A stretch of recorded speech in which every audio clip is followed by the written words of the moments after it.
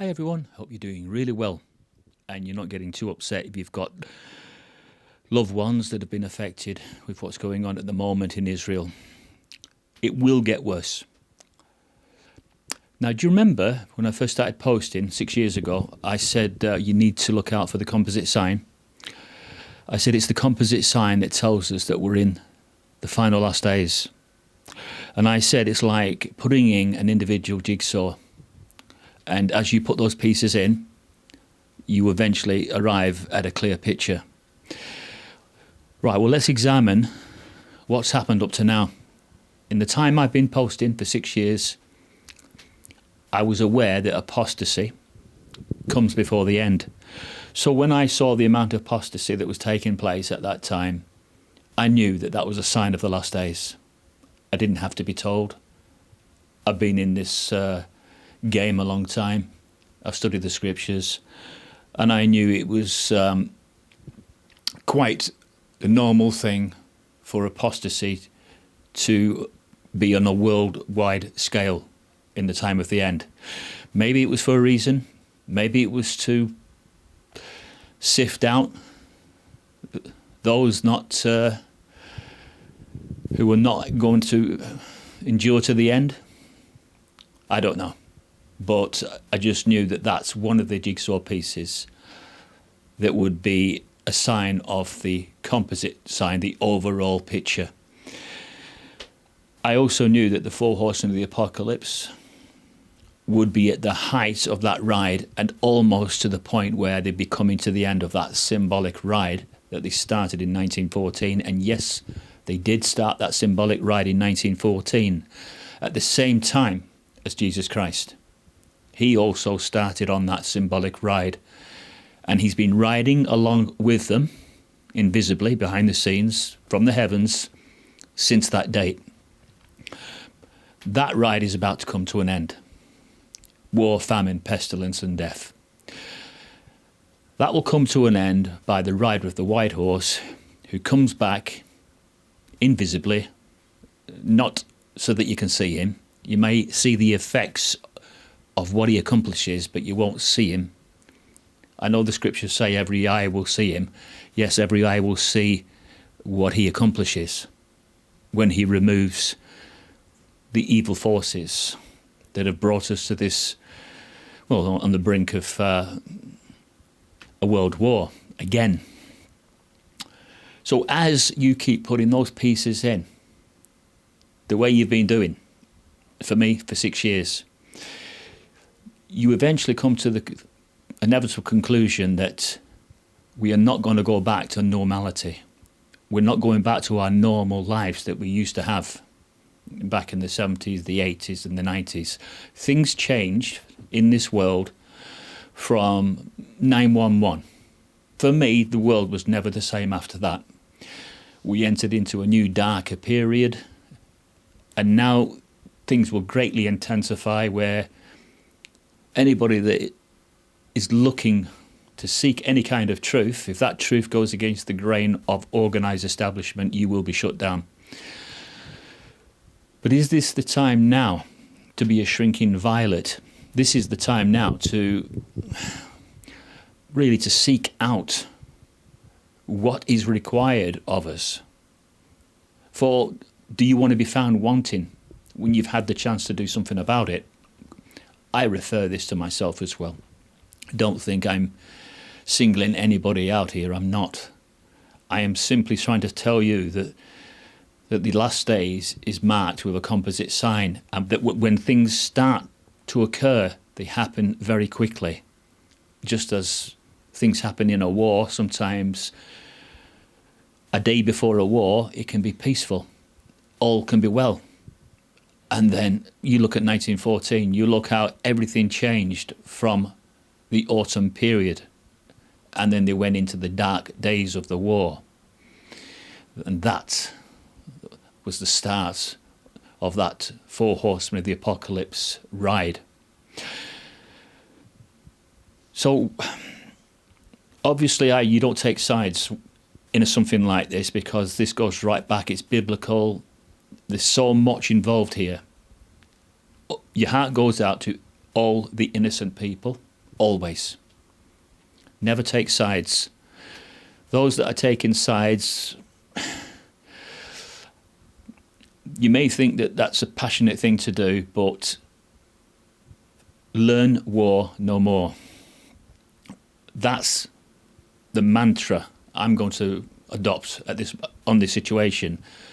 All the fighting nations need to beat their swords into plowshares. This is what the Creator wants. He doesn't want the nations to keep going to war.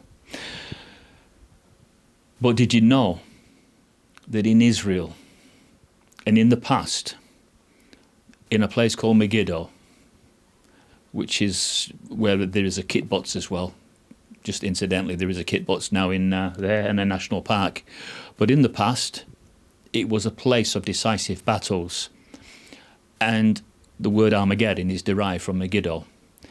Now, I'm not saying that the Israeli Defense Forces are going to go in to Gaza and then eventually the war is going to spill out and it's going to be finalized in Megiddo, in Israel. I'm not saying that. That is just it's symbolism to represent that it will be a one-sided victory for only one force. And it won't be for a human force, that one-sided victory. It'll be for a non-human source. You must have guessed by now that things are going to drastically change regarding the Jehovah's Witnesses message. And I did do about 4 videos on that about 4 or 5 years ago. I was passionate at the time. I knew that message would change. Now, we don't know word for word what they're likely to be putting in this new message. Now, I do speak with my mother, and I've just spoke to her only about an hour ago. And we did talk about this new message, but be honest with you, I don't know what the governing body have decided on the words. What words must be said? But they won't be Matthew 24:14, will they? This good news of the kingdom will be preached in all the inhabited earth for a witness to all the nations, and then the end will come. They have to be something different. They have to be a direct, stinging message. Now, here's an interesting fact that I've just heard today. Israel has formed an emergency alliance of nations. Now, you look up what Gog and Magog is, and don't think that this is something that happens after the 1,000 years, this Gog and Magog. No, Gog and Magog will be them forming this alliance. And then those that are part of this alliance, it's like, imagine they're forming like a one world government. That's what they're trying to accomplish. But during the process of forming this one world government, there's likely to be casualties. Now, I've looked extensively into the Georgia Guidestones, as we all have, and if that is the New Age mantra, then it looks as if, and if you look up all 10 of them, it's almost like a mirror reflection of the 10 Commandments. A bit of a slur on it, really, isn't it? To suggest that man is going to be capable of doing only what God can. But there you go. I'm sure it was done by the Freemasons, to be honest with you. It's one of their, what you called, secret boast. Or they kind of do things sort of in plain sight. It's almost as if they're taunting us. But if you look at how the population needs to be addressed within the Georgia Guidestones, well, and if you look at some of the other instructionals on there, you will see that they're all about this one world government. So all I'm saying is that having wars in the world is sometimes a way of controlling the population. But what better way than to get people into full tyranny and eventually, I think, martial law, than to start wars, to have the United States, Russia and China all involved in a war. I'm thinking outside the box. But George Soros, the Hungarian billionaire, probably part of the pyramid of power at BlackRock and Vanguard, he categorically stated that China would be instrumental in establishing the one world, or the new order, that the same new order that Bush was talking about, the same one that they've been dropping little hints about all this time. It's almost as if they know that God is about to bring his new order, a righteous new order under the Messianic kingdom, and that they are trying to cloud the waters with their own new order. This is just something that Satan does. I told you what he does better than anyone. He mixes lies in with truth, does it? Better than most people, most politicians. They try to do it as well.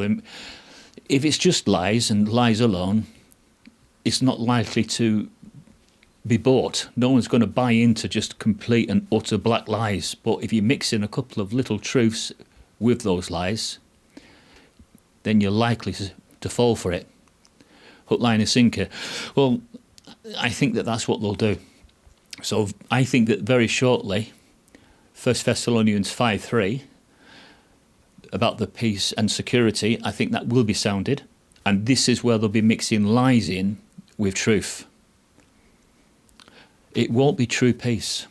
It will be pseudo-peace. It will be them, this alliance and Gog and Magog that they'll form, sort of patting themselves on the back and saying, look what we've achieved here.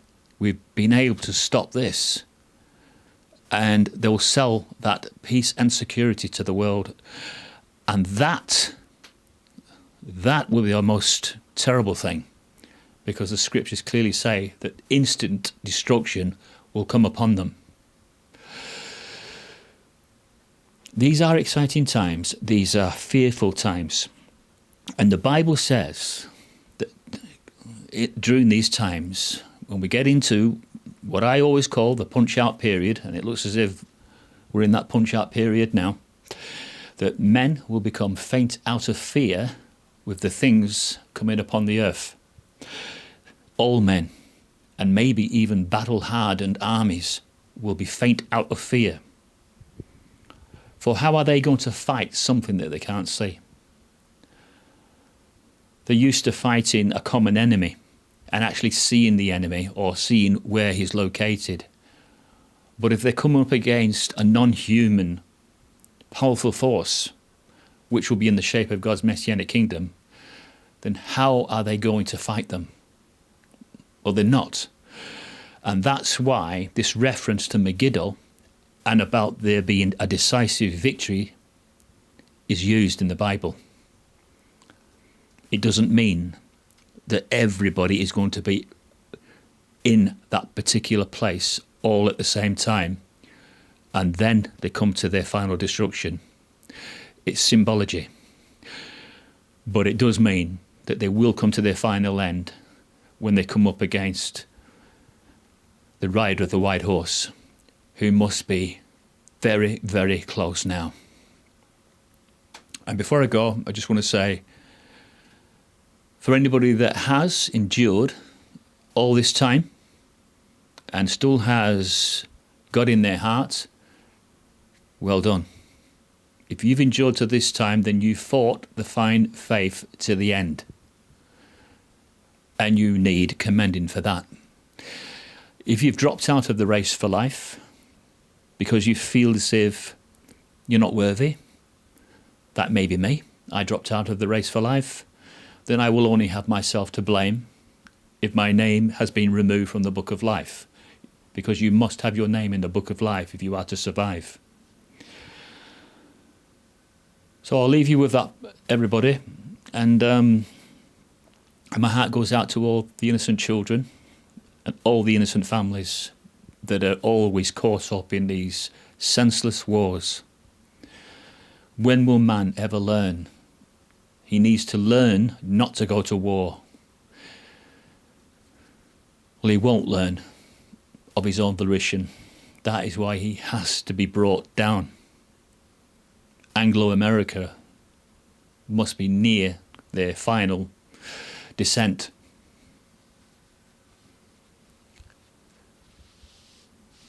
Thank you.